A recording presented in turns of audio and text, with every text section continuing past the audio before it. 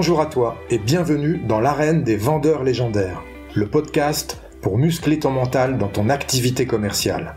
Je suis Marc Robert, fondateur d'Optimus Academy, accompagnement de la performance commerciale. On va aborder l'approche mentale de la vente pour développer les compétences nécessaires et pour prendre du plaisir dans cette activité.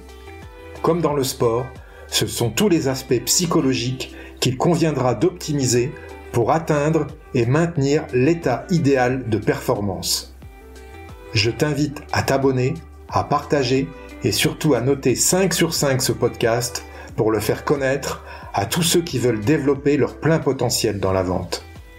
Tu peux aussi rejoindre la communauté Optimus Academy en t'inscrivant à la newsletter que tu recevras tous les jeudis dans ta boîte mail et où je te partagerai mes conseils pour faire de ton mental la forteresse de ta réussite commerciale.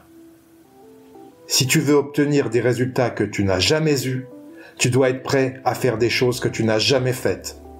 Tu es prêt? Alors c'est parti!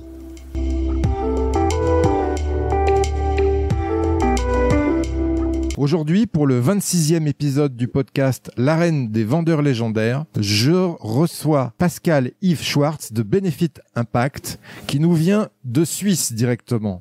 Bonjour Pascal. Bonjour Marc. Comment vas-tu et est-ce que tu peux te présenter ?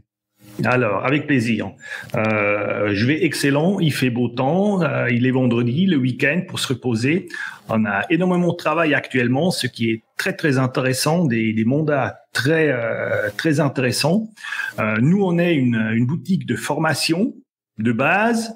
Ça a assez changé les dernières années, c'est que le business devient de plus en plus complexe et que nos clients demandent de plus en plus de conseils. Comment vendre, comment trouver les nouveaux clients, quels sont nos arguments, et c'est très intéressant. On est une équipe de 8 personnes. On travaille avec des freelances si nécessaire, si on a de gros projets, si on a des industries où il nous faut un savoir spécifique. Et surtout en Suisse, ce qui est spécial, c'est que on a 4 langues. On a le suisse allemand, le français, l'italien, le rétromanche. Nous formons pas en rétromanche, mais l'anglais est quand même la deuxième langue la plus importante pour nous actuellement. Donc ça veut dire que tu formes en plusieurs langues à chaque fois ? Non, pas en même temps. Oui. Pas en même temps, mais disons chaque client intéressant qui a une certaine grandeur, au minimum, ce sont 3 langues.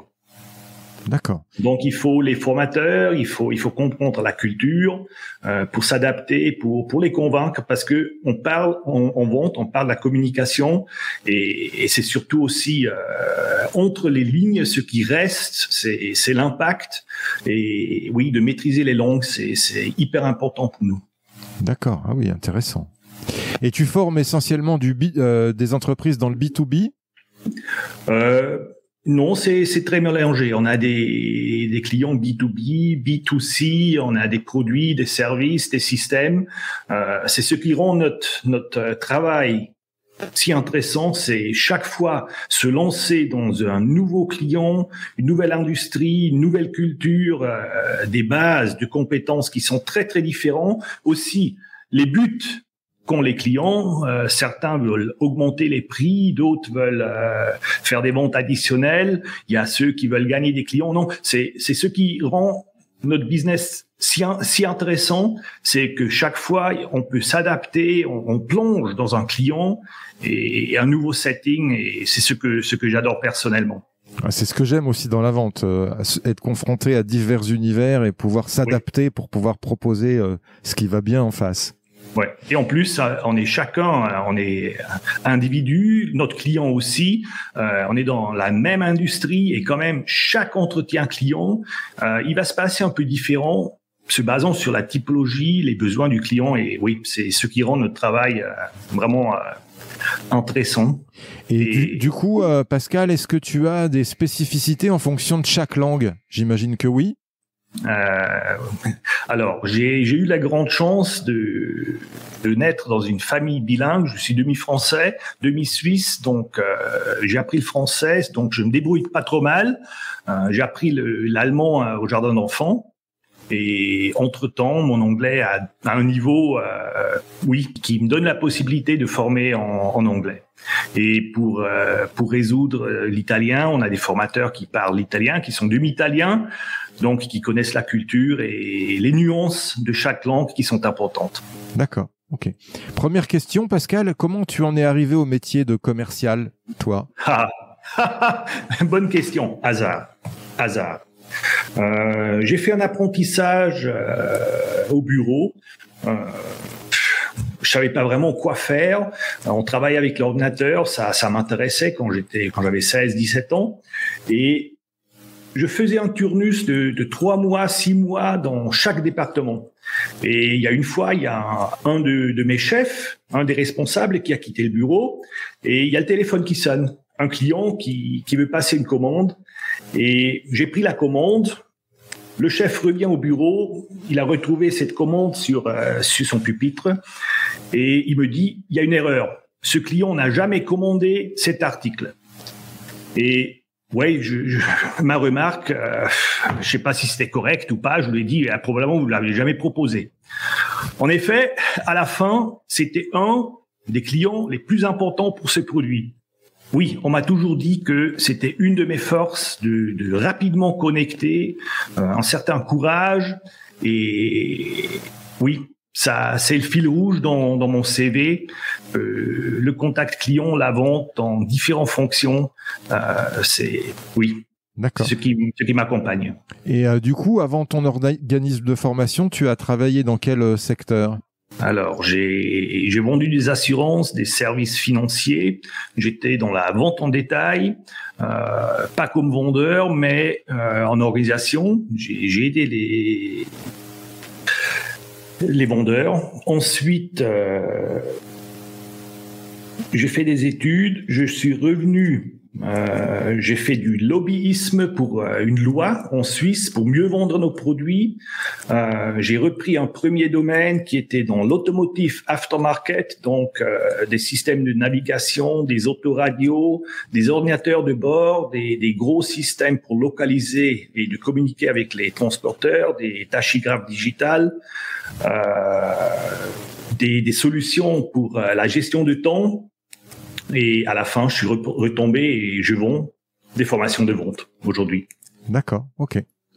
Allez, on va démarrer les questions du podcast, Pascal. Tu sais que ce podcast parle du mental dans la vente. Et justement, la première question, quelle est pour toi la qualité mentale principale d'un bon vendeur ? Excellente question. Je pense que c'est l'autoréflexion et de se rendre compte de son attitude mentale et de savoir l'influencer et s'adapter. Nous réveillons le matin, on n'a pas toujours bonne humeur. C'est un fait, on est des êtres humains, mais il faut s'en rendre compte parce que notre mental, notre attitude influence notre comportement. Et le comportement, à la fin, ça a un impact sur le client. Si on est très positif, ouvert, l'impact sera différent que si on a mauvaise humeur, on est refermé en soi. Peut-être aussi, on voit le client comme difficile, comme méchant. Si on va voir un acheteur, par exemple, son but principal, c'est de réduire les prix. Maintenant, si je vais avec cette image, cette attitude, c'est clair que mon langage sera différent que si je dis « Ok, il fait son boulot, laisse-le gagner, laisse-nous trouver une solution pour qu'on quitte vainqueur les deux. » Et ça, c'est très important que les commerciaux se rendent compte et de trouver les manières d'influencer leur humeur, leur attitude, parce que ça a un énorme impact sur le résultat. Ah, excellent. Je partage tout à fait ton avis. Tu dis l'auto-réflexion. Oui. Être capable de s'analyser pour savoir comment on est pour rentrer dans les meilleures conditions en rendez-vous. Absolument. Je suis d'accord, absolument. C'est très important. Et pas si facile que ça. On est dans le business, on est à 100% opératif. Peut-être qu'on réfléchit aussi l'approche tactique. Ce qui est important aussi, c'est de faire un recul, d'avoir un point stratégique pour gérer l'univers de la vente. Et surtout ça, oui, l'autoréflexion, de se remettre en question, énorme l'importance et l'impact, à mon avis. Ouais. Et pouvoir laisser tous ces problèmes personnels de côté avant de rentrer en rendez-vous aussi. Absolument, absolument. J'ai une image mentale, moi d'ailleurs, que je partage, qui me vient, que j'ai souvent quand je rentre en rendez-vous, quand je m'essuie les pieds sur le paillasson de mon client, et je me dis, là, quand je m'essuie les pieds, je laisse tout mon impact émotionnel, je laisse tous mes soucis de la vie externe sur le paillasson, tu vois, et ça me fait penser à ça. À chaque fois. Excellent. C'est aussi de trouver des moyens, des trucs, si je peux dire, un truc. Si on voit le paillasson, oui, de laisser tout ça dehors, d'en refaire un automatisme. C'est ça, exactement, d'en faire un automatisme pour rentrer dans les meilleures conditions, neutres, prêt à recevoir et prêt à écouter. Excellent. Absolument. Ok, Pascal, si tu devais résumer la vente en un verbe, quel serait-il? Défi. Un gros défi. La complexité est énorme. Et je pense que la plupart des gens qui travaillent pas en vente, ils sous-estiment ce que doit savoir faire un bon vendeur. C'est énorme. On parle des compétences sociales, autoréflexion. Il y a les compétences de bien pouvoir communiquer, d'être courageux, de sortir, de parler de nouveaux sujets. Il y a la compétence professionnelle, bien sûr, de connaître ce qu'on vend, mais aussi la compétence analytique, c'est de connaître l'industrie de son client, de se mettre dans sa position, dans sa fonction, d'anticiper les besoins, les objections, aussi les compétences méthodologiques de gérer son temps. C'est un univers. C'est un univers et oui, on dit c'est la vente, mais derrière la vente, c'est énorme ce qu'il faut savoir faire pour avoir le succès. D'autant plus maintenant, ça s'est complexifié, les outils sont très différents de ce qu'on a pu connaître il y a quelques années, donc il faut s'adapter à ça pour pouvoir progresser et gagner toujours en compétences. Je suis d'accord, c'est le défi. J'aime le côté défi de par mon passé sportif, tout à fait. Oui. Alors ça c'est très important. Il y a un mot qui dit plus ou moins la même chose, qui commence avec P. Je n'utilise pas ce mot. Je vais te le dire quand même. C'est problème. C'est un mot qui est interdit chez nous. Chez nous, on a des défis. Ce sont des situations, et c'est cette attitude sportive qui m'attire. C'est peut-être compliqué, c'est neuf, mais si on dit défi, j'ai une autre attitude que si je dis problème. Problème, c'est bloquant, c'est stressant. Défi, c'est un challenge, on peut gagner. Et ça, c'est déjà au départ, je trouve ça très important, et c'est part de notre culture. On parle de défi et pas du mot P. Ah ouais, excellent. Très bonne, très belle analyse que je partage totalement. C'est tout à fait ça. Il n'y a pas de problème, il y a que des défis à relever. Tout à fait. Cette question, je l'aime beaucoup, Pascal. Les meilleurs commerciaux ont quelque chose à prouver. Qu'est-ce que tu penses de cette affirmation? Oui. Chaque entretien, on veut prouver qu'on a les compétences, qu'on peut convaincre le client qu'on peut s'adapter, son type, sa personnalité. Oui, absolument. Disons, la vente, c'est un peu un exercice. Chaque contact client, c'est un exercice. J'ai réussi ou j'ai pas encore réussi? Et qu'est-ce que je fais pour réussir la prochaine fois? Donc, absolument correct. Il faut prouver ce qu'on sait faire, qu'on sait bien mettre tout ça en un bon ordre et de convaincre la personne. Absolument. Ok. Quelle est ta vision du métier commercial en 2022? Hyper intéressant. On revient d'une phase très intéressante. On a eu nettement moins de contacts en physique. Ça s'est déplacé en visio. Il y a d'énormes avantages. On se déplace plus. Aussi, le client, ce qu'on a constaté, et en discutant avec beaucoup de clients, ils sont prêts pour un premier rendez-vous plus facilement en visio que si on doit se déplacer. Ce qui est rigolo, qu'un meeting standard, c'est 1 heure. En visio, on fait 45, on fait 40. Oui, on est plus flexible. D'autre côté, il faut pas oublier que la vente, ça vit des compétences sociales. Il n'y a pas que la compétence professionnelle, analytique. Nous achetons d'un être humain et nous vendons à un être humain. Et de remettre tout ça dans une bonne balance et d'intégrer le visio, par exemple, dans un bon mélange, pas que l'un ou que l'autre, dépendant, l'industrie, bien sûr, est intéressant. Et ce qu'il y a, c'est que notre monde y tourne de plus en plus rapide. Il devient de plus en plus complexe. Et de pas se perdre dans l'opérationnel, de faire un pas de recul, d'avoir une vue stratégique sur son marché, sur ses clients, comment les développer, et surtout aussi de pas se perdre dans l'opérationnel pour se remettre en question la manière de faire, l'attitude qu'on a, qui sont essentielles. D'accord. Je partage ça, avoir une vision stratégique de son métier, pouvoir tout à fait sortir la tête de l'eau en fait de temps en temps pour avoir une vue un peu plus haut et se dire comment je peux modifier ma façon de fonctionner pour que ça marche mieux. Oui. Pour m'améliorer. Oui. On en revient à ce que tu disais, l'auto-réflexion. Tout à fait. Oui. D'accord. Oui. Et disons entre nous, hein, j'aime l'image, j'utilise souvent et je dis sur un flip chart, je mets 2 petits carrés. Sur l'un, j'écris bon commercial, excellent commercial. Quelle est la différence? À mon avis, ce sont 2 questions. Qu'est-ce qui a bien fonctionné? Qu'est-ce que je fais différent la prochaine fois? Et de chaque fois se remettre en question.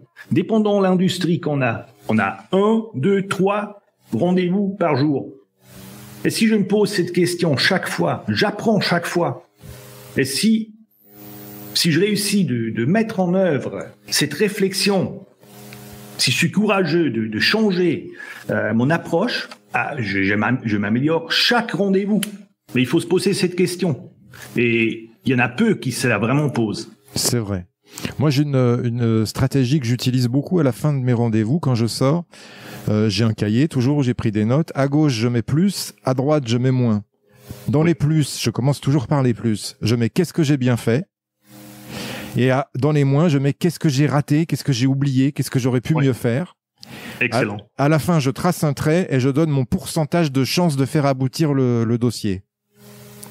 Excellent. Et après, je remets, qu'est-ce que je peux faire en plus maintenant pour le faire aboutir à la fin de chaque rendez-vous. Et ça te permet de progresser à toute vitesse. Ouais. Ce que je fais et ce que je conseille à tous nos participants, c'est d'inviter le client de m'aider à mon autoréflexion. Chaque client, après un rendez-vous, je lui pose la question, comment était ce rendez-vous pour vous? Et il y en a beaucoup qui n'ont pas le courage de poser cette question. Et je vois ça un peu comme un jeu d'échecs. Un de mes amis, un jour, il m'a dit, il n'y a qu'un seul qui est perdant en échecs. C'est celui qui joue pas. Si on joue aux échecs, on gagne ou on apprend. Et c'est la même chose. On a tellement à apprendre de nos clients. Et si on leur pose la question, comment était ce meeting pour vous? Il va me féliciter, je gagne. Il garde en mémoire autant plus en positif. Et s'il y a quelque chose qui lui manquait, la précision, la documentation, la préparation, quoi que ce soit, j'apprends. C'est le client qui me le dit. Et si je pose cette question vraiment en sérieux et j'essaie d'améliorer, on va gagner. Très, très bon. Quels sont les fondamentaux du métier commercial, selon toi, Pascal? Il faut aimer l'échange avec l'être humain. Il faut connaître son métier. Il faut anticiper le métier du client, de se mettre dans sa situation, de changement de perspective. de parler à l'auteur des yeux avec le client, vraiment d'être un partenaire à l'auteur des yeux, de lui rendre service.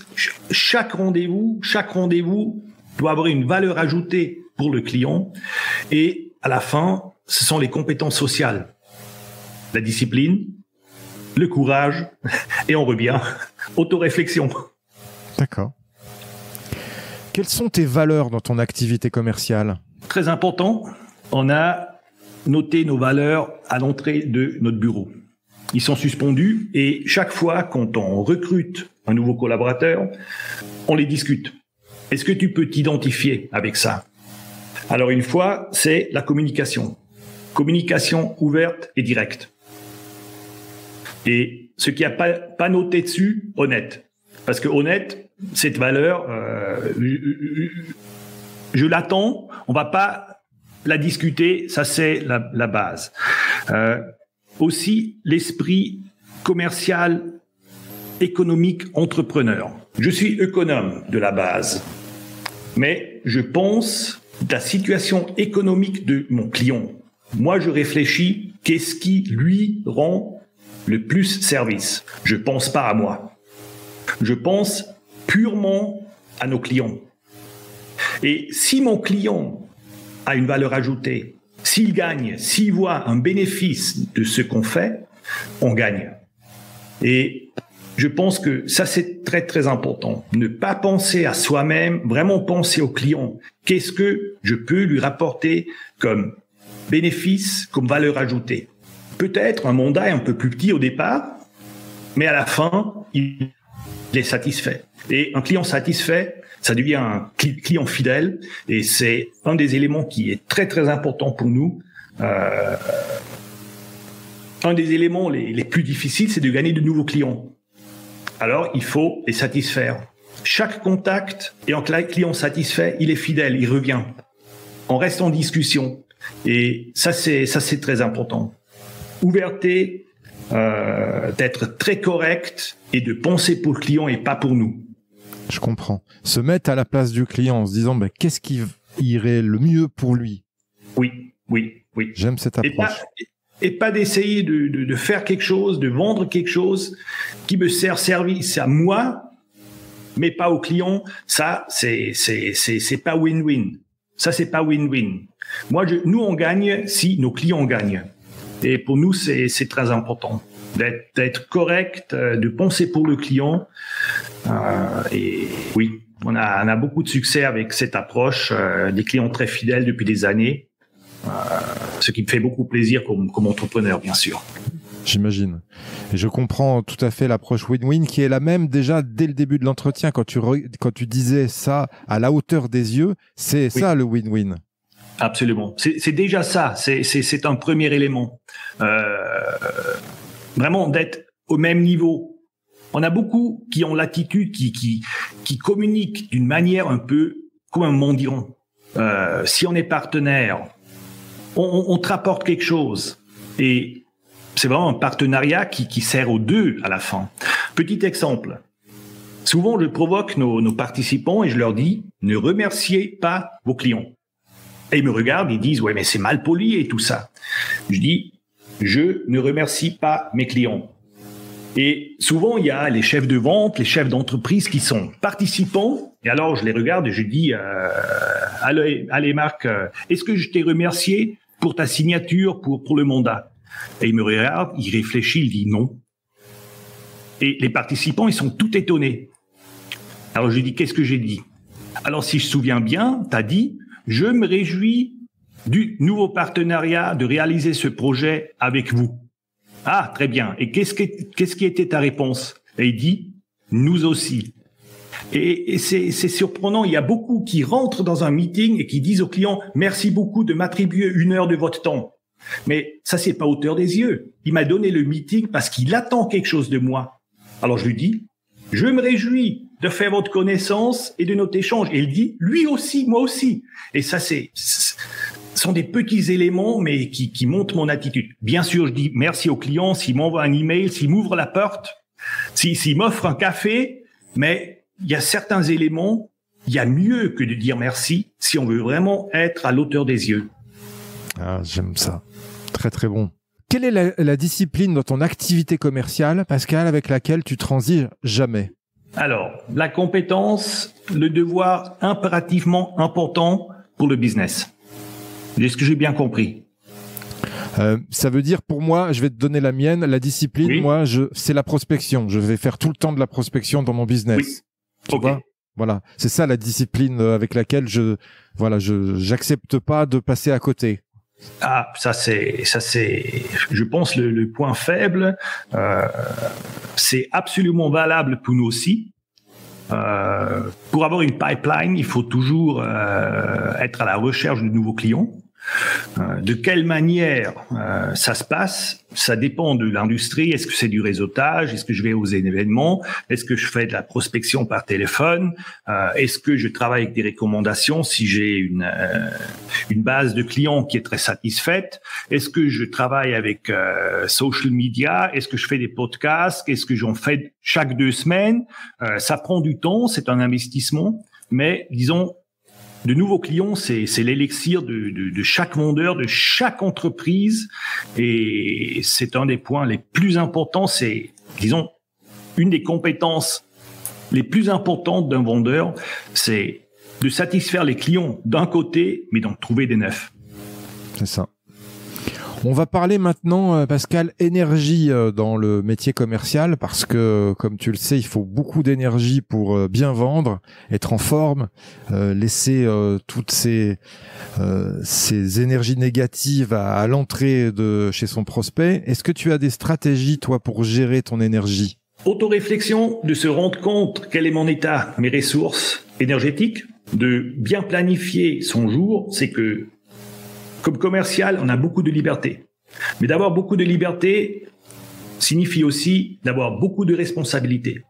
Et la liberté nous permet de planifier selon notre énergie. Il y en a qui préfèrent le matin, d'autres l'après-midi. C'est de bien planifier selon ses ressources. Et oui, aussi des pauses. Dans la vente, on n'a jamais trop peu de travail. Si on est vraiment commercial et on a des ambitions, on a toujours possibilité de faire mieux et plus. Mais aussi, ça c'est l'élément stratégique, le recul et de réfléchir. Est-ce que j'investis trop d'énergie dans un certain domaine? Est-ce que je devrais en investir plus dans un autre? Il y a effectivité et efficacité. Et c'est ça que je comprends avec opérationnel. Souvent, on court. On est rapide, on court, etc. Mais de bien savoir lire la carte et le chemin, peut-être il y a un raccourci. Peut-être j'investis mes énergies à un certain endroit où ça me rapporte plus. Et ce certain moment de recul, de prendre une pause, de réfléchir, de se ressourcer, ça aide. Et oui, du sport, d'être conscient de ce qu'on mange, dormir, c'est souvent difficile, hein. On est curieux nous tous, mais de checker son smartphone 10 fois par jour pour voir s'il y a un client qui a écrit, et ça le week-end, c'est pas bon à la longue durée. Et ça aussi, c'est autoréflexion, c'est de se rendre compte de ses habitudes et de changer ses habitudes. Tout à fait. C'est vrai que le smartphone devient une drogue parfois. Hein. C'est comparable à une drogue. Il paraît que c'est aussi puissant que certaines drogues. Hein. Absolument, absolument. L'addiction au smartphone et aux notifications. D'ailleurs, pour ma part, moi, j'ai plus de notifications. J'ai tout coupé. Plus aucune notification. Comme ça. Bravo. Alors, les petits chiffres rouges ont un même effet comme de jouer au casino. Ça augmente notre adrénaline et on les voit et c'est difficile de résister, de pas les regarder. Et si on voit combien d'applications nous avons et combien de ces petits messages rouges, et oui, l'être humain, on est curieux, on veut savoir, on veut comprendre, mais c'est comme une drogue et il faut résister, il faut trouver un chemin, comment le faire pour pas être constamment en train de checker son smartphone. C'est clair. Qu'est-ce que c'est pour toi, Pascal, une vente parfaite? Ça n'existe pas, point. La vente parfaite n'a pas encore été inventée. Et ça aussi, c'est un message que je dis à chaque participant. Même moi, que je travaille dans le domaine, qui est très, très autoréflectif, je dis, la vente parfaite n'a pas encore été inventée. Ça, c'est une attitude. Parce que je peux toujours faire mieux. J'aurais pu dire ça, j'aurais pu demander cela, j'aurais pu faire autrement. Quoi que ce soit, mieux me préparer, mieux répondre une objection, mieux anticiper les arguments pour une négociation, quoi que ce soit, c'est mon attitude. La vente parfaite n'a pas encore été inventée, on est toujours à la recherche. Et ça aussi, c'est attitude, c'est apprendre, c'est de gagner, de se réjouir si on a gagné, mais d'apprendre. Écoute, je suis content que tu me le dises parce que c'est exactement ce que je pense et tu es le premier des 26 participants qui m'a dit ça. Ouais. Parce que c'est ce que je pense. Pourquoi ? Parce que ça donne toujours une idée de ton potentiel de progression. Toujours. Donc, faut toujours aller chercher le next step. Toujours. Ouais. Alors, je vais te raconter une petite histoire. Il y avait un prospect qui nous a contacté pour lui faire un concept, un programme de développement de ses ventes. Et il nous téléphone, il nous contacte, il nous dit oui, malheureusement, vous êtes que 2e place. On a donné le mandat à une autre boîte. Alors je lui ai dit ok, merci de cette information. Bien sûr, une autre m'aurait mieux plu. Quand est-ce qu'on peut se voir pour discuter? J'aimerais bien apprendre ce qu'on sait faire mieux la prochaine fois. Et je me suis déplacé, j'ai pris le train, j'ai vu le client pendant 1 heure. Et à la fin du rendez-vous, il m'a dit Monsieur Schwartz, je crois qu'on a pris la mauvaise décision. Vous avez montré plus d'empathie et d'intérêt en notre entreprise que la boîte qui a reçu le mandat. Et ça, je trouve excellent. J'ai beaucoup appris et la relation avec ce prospect, excellent. Et du coup, il a changé de mandataire ? Non, c'était signé. Il n'est pas revenu, c'était signé. Non. D'accord. Non. Ok. Quelle est l'opportunité, Pascal, que tu as su saisir dans ton parcours commercial et qui a changé ta vie ? Je crois qu'il y en a plein. Il y en a chaque jour. Moi, je dis un jour où j'apprends rien, j'ai fait une faute. J'étais pas assez ouvert, j'étais pas assez curieux, assez courageux. J'essaye d'apprendre chaque jour. Et oui, je vois les défis. Souvent, il y a des situations qui nous méplaisent, qui sont pas faciles. Mais l'esprit ouvert, il y a une porte qui s'ouvre, il y a une qui se ferme, il y a une qui s'ouvre. Et à 40 ans, j'ai réfléchi quel est le fil rouge dans ma vie. Et c'est la vente. Et c'est de prendre les occasions, de profiter des défis et d'apprendre de s'améliorer jour par jour. Et je crois que c'est pas une opportunité, ce sont les opportunités en totalité qui nous sont offerts jour par jour. C'est ça. Donc, j'imagine que tu dois connaître en anglais le PDCA, Plan, Do, Check, Act. Yes, of course. Okay. Oui. Et puis, les Japonais appellent ça le Kaizen aussi. Oui. L'amélioration permanente. Tout à fait. Justement, ça fait écho à la prochaine question qui est quel est le meilleur conseil qu'on t'ait donné dans ta carrière commerciale ? Honnêtement, spontanément, difficile à répondre. Il y en a tellement qui étaient tellement importants. C'était des supérieurs, ce sont des collègues, ce sont surtout des clients. Non, je peux pas te dire un meilleur conseil que j'ai reçu. Peut-être un des learnings les plus importants, c'est d'être très sensible aux différentes typologies de communication des êtres humains. C'est une méthode que je trouve très très important, surtout si on veut établir une relation à longue durée avec un client, c'est de mieux connaître les différents types de communication et de savoir s'adapter. Mais conseil peut-être de penser en bénéfice client. Ça certainement c'est un élément de base qui m'a ouvert les yeux quand j'étais jeune, qui est un des fils rouges aussi. Oui, alors, spontanément, ce sont ces 2 éléments qui me sont très restés, qui me mènent dans mon quotidien. D'accord. Et notamment sur la communication dont tu parlais, apprendre les différents profils. Tu sais qu'il en existe plusieurs process communication modèle, le disque, l'énéagramme. Est-ce que toi, tu as une pratique particulière par rapport à ces différents modèles de communication? Il y en a un que tu aimes particulièrement? Alors, oui, chacun de nos formateurs a sa préférence. La mienne, c'est le disque. Facile à comprendre, facile à expliquer, et ça nous facilite la vie de mieux comprendre, sentir notre client. Il y en a plein d'autres, et chacun a sa raison et sa validité, dépendant comment on l'utilise. On a certains clients qui utilisent Structogram, qui a que 3 couleurs, qui est très bon aussi. Mais dans une relation à longue durée avec un client, le disque, à mon avis, c'est la préférence. Et ce qu'on aime bien utiliser, c'est le modèle impact des besoins clients. Vous connaissez ça comme Soncast en France, dans les pays francophones. Oui, c'est de vraiment se mettre dans la position, la perspective client et de vraiment le comprendre pour parler le même langage. D'accord. Je partage tout à fait ça, hein. Forcément, il faut être sur la même longueur d'onde, comme on dit.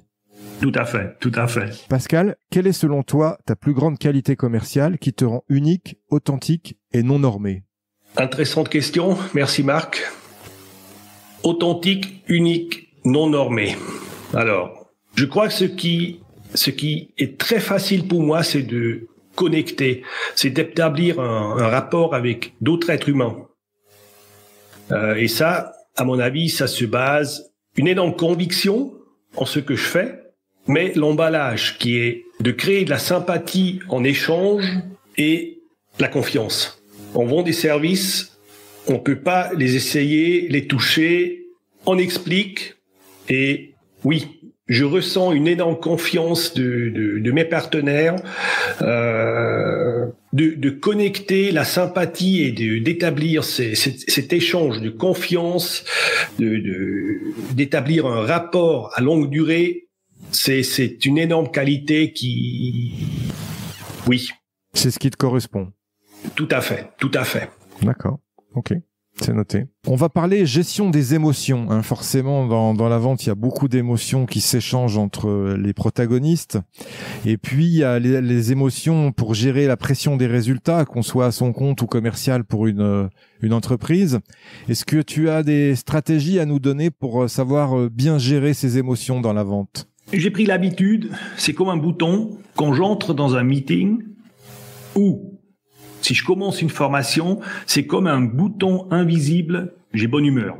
Et c'est un mécano que j'ai développé, c'est que maintenant, je suis là à 100%. Et de partager les émotions positives, de rire avec le client, avec les participants, très important, si on est authentique et on reste professionnel. Et les émotions négatives, il y en a très peu. On a des discussions sur des délais, on a des discussions sur des tarifs, on a des discussions dans des grands projets, mais ce qui est part du business. Et d'accepter peut-être les émotions de l'autre côté et de montrer de l'empathie, la compréhension et nouveau de se remettre dans la position du client, de comprendre pourquoi et de trouver une solution le plus rapide. Mais en général, et c'est ce qui me plaît tellement dans notre business, on parle du développement, on parle de l'amélioration et les émotions que nous vivons, en général, sont très, très positives. C'est un des luxes de notre métier, à mon avis. Ah, il peut y avoir des émotions négatives aussi, hein. Il peut en avoir, mais honnêtement, on en a très, très rarement. Justement, c'est ma prochaine question. Est-ce que tu as un dialogue intérieur qui tourne lorsque tu rates une vente? Oui. Alors, je veux gagner. J'ai beaucoup d'ambition. Je veux gagner. Je veux être le meilleur et ça m'énerve. Ça m'énerve, je suis vexé. Vraiment, non. Ça, dépendant le mandat, le projet, combien d'émotions j'ai mis, c'est surtout les émotions, c'est moins le temps. C'est surtout les émotions de se plonger dans un futur mandat et d'essayer de donner le mieux et de dire j'ai pas réussi. J'ai pas réussi d'être le meilleur, j'ai pas réussi de convaincre le client. Est-ce que je l'ai pas bien compris? Est-ce que je vais pas poser les bonnes questions? Est-ce que j'ai pas bien traduit ses besoins dans le bénéfice, dans la solution? Ça m'énerve. Et je veux gagner. Et si je gagne pas, je vais apprendre. Et c'est la raison pourquoi nous cherchons le dialogue avec le client. Qu'est-ce que on peut faire mieux la prochaine fois? Et le client, on a une bonne relation, même si on n'a pas gagné ce mandat. La plupart, il nous explique, il nous dit ce qu'a fait mieux l'autre ou on s'est raté dans le dialogue. Ensuite, c'est allons-y au prochain défi. Il y a le prochain qui attend. C'est pas de pleurer toute une semaine. C'est fait, on peut plus changer, mais on peut changer le futur. Alors, laissez-nous discuter les prochains défis et comment on fait mieux ce qu'on apprend de ça. C'est ça. Est-ce que tu as un mantra, une formulation positive qui tourne en boucle? Non. Je crois que c'est mon attitude. c'est mon attitude qui est dans chaque cellule de mon corps, dans mon ADN. C'est ça qui tourne. Gagner ou apprendre, mais sinon, il n'y a pas de formule spéciale. D'accord. Quel conseil donnerais-tu à ton ancien toi, jeune commercial? Sois plus courageux et mets-toi encore plus dans les chaussures, dans la situation de ton client. Je comprends. Est-ce que tu as une punchline de vendeur légendaire? On en a une. On l'utilise pas sur le site internet, mais ce qu'on a, si on voit notre logo consiste de 2 mots. Il y a bénéfice et il y a impact. Et pour nous, il est impératif de créer de l'impact avec chaque client dans chaque projet. Ok, je comprends. Écoute Pascal, on arrive à la fin de cet entretien qui a été très riche en enseignements et en plein de choses que tu as distillées. J'ai adoré. Je te remercie pour ça. Merci à toi. Mais c'est pas tout à fait fini. Comme dans le sport, on va finir par un top 5. Le top 5, c'est 5 questions assez rapides où l'idée, c'est de répondre sans trop réfléchir. Est-ce que tu es prêt? Ready. Une citation qui t'inspire et qui peut inspirer les futurs vendeurs légendaires. Celui qui fait toujours ce qu'il est déjà capable de faire restera toujours ce qu'il est déjà. Henry Ford, 1863 à 1947. J'aime beaucoup celle-ci. Elle fait écho à celle que je mets en avant, moi, écoute, sur le podcast, justement. C'est si tu veux obtenir des résultats que tu n'as jamais eus, tu dois être prêt à faire des choses que tu n'as jamais faites. Oui. Absolument. Albert Einstein. Voilà, ça veut dire à peu près la même chose, effectivement. Ouais. Un livre ou un média à suivre pour devenir un vendeur légendaire? Il y en a un qui vient en tête. Ça fait des années que j'étais en contact avec celui-ci. C'est un livre de Frank Bettker. De l'échec au succès. Et il a 2-3 citations qui sont vraiment restées, qui m'ont marqué et qui influencent toujours ma vie professionnelle. Tu en as quelques-unes là? Il y en a une, c'est de se ridiculariser au moins une fois par semaine. C'est pas le but de se ridiculariser, mais ce qui veut dire c'est il faut prendre des risques. Il faut sortir de sa zone de confort, il faut faire des choses différemment, il faut être courageux, il faut, oui, prendre le risque qui n'en est pas, en effet. Parce qu'on apprend, on s'améliore, et je trouve ça intéressant. Et une autre citation qui dit « Investis 1 demi-heure par jour pour te développer, pour apprendre. Sur 5 jours, ça te fera 2h30. Sur 1 mois, ça te fera 10 heures. Sur 1 an, ça te fait 120 heures de développement personnel. Et si tu investis 1 demi-heure par jour, oui, tu t'améliores et tu seras nettement meilleur que tous les autres qui ne le font pas. » Ok, c'est le principe de l'effet cumulé. Je ne sais pas si tu connais. Tout à fait, tout à fait. D'accord, ok, parfait. Un conseil pour rester au top de sa légende commerciale? Qu'est-ce que je fais différemment dans le prochain entretien client? Et de se poser cette question après chaque rendez-vous, après chaque contact client. Une question à poser à son client et qui gagne à tous les coups. Quels sont les critères, les éléments les plus importants pour vous? C'est le départ, il faut reposer des questions précisées à la fin, mais ça ouvre l'horizon et je l'adore beaucoup. D'accord. Une croyance limitante que tu as su briser? Je crois plusieurs fois que je pensais que quelque chose n'est pas possible, et en essayant de réaliser, c'est possible. On sait le faire. Rien n'est impossible. Oui, rien n'est impossible. À force de travail, d'engagement et de courage. Oui. Où on peut te retrouver, où on peut te contacter, Pascal? Sur LinkedIn, sur notre site internet www.benefitimpact.ch ou sur notre channel YouTube sont les trois possibilités les plus faciles. D'accord. Qu'est-ce que je peux te souhaiter enfin commercialement pour ton futur? Courage et autoréflexion. Excellent. C'est ce que je prends avec plaisir. C'était les 2 mots du podcast. Bravo, oui, super. Oui. Bon, écoute, je te remercie beaucoup pour cet échange, Pascal. Je te dis à bientôt. Merci à toi. Excellente journée, bon week-end et à bientôt. Merci, au revoir. Merci à toi, cher auditeur, d'avoir suivi l'épisode jusqu'au bout. J'espère qu'il t'a plu, que tu as appris des choses et surtout que tu vas pouvoir les implémenter dans ton activité pour améliorer tes résultats. Pense bien à noter 5 sur 5 ce podcast sur ta plateforme d'écoute et à le partager. Je te dis à bientôt pour le prochain épisode. Mentalement fort, we'll be back.